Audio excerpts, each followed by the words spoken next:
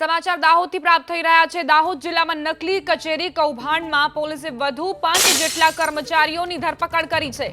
દાહોદ પોલીસે તાત્કાલિક ટ્રાયબલ અધિકારી બીડી નીનામાના પીએ મયુર પરમાર સહિત 5 આરોપીની ધરપકડ કરી છે।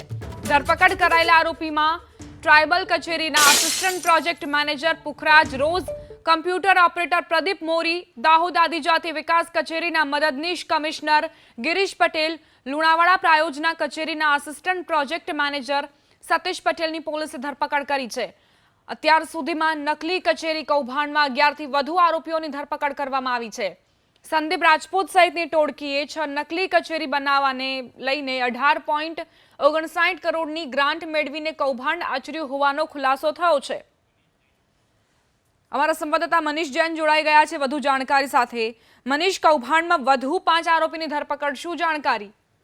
જરૂરથી જે નકલી કચેરીનો મામલો હતો અને જે 18 કરોડ ઉપરાંતની જે ગ્રાન્ટનું કૌભાંડ હતું તેમાં હાલ 5 જેટલા વધુ કર્મચારીઓની ધરપકડ કરાઈ છે। ખાસ કરીને જે મયુર પરમાર કે તેઓની સાથે સાથે ટ્રાયબલ કચેરીના assistant project manager Pukhraj rose તેમજ પ્રદીપ મોરી જે કોમ્પ્યુટર ઓપરેટર છે, સાથે જ મદદનીશ કમિશનર આદિજાતિ વિકાસ કચેરીના ગિરીશ પટેલ અને જે સતીશ પટેલ છે આસિસ્ટન્ટ પ્રોજેક્ટ મેનેજર પ્રાયોજના કચેરી લુણાવાડા, તે ટોટલ 5 અને અત્યાર સુધી કુલ 11 જેટલા જે આરોપીઓની હાલ તો ધરપકડ કરાઈ છે। ખાસ કરીને આ 5 જેટલા લોકોની ધરપકડ કરી પોલીસે વધુ લોકોની અને પૂછપરછ કરી જેથી કરીને અન્ય લોકોની પણ સંડોવણી બહાર આવી શકે છે। આભાર મનીષ જાણકારી આપવા માટે।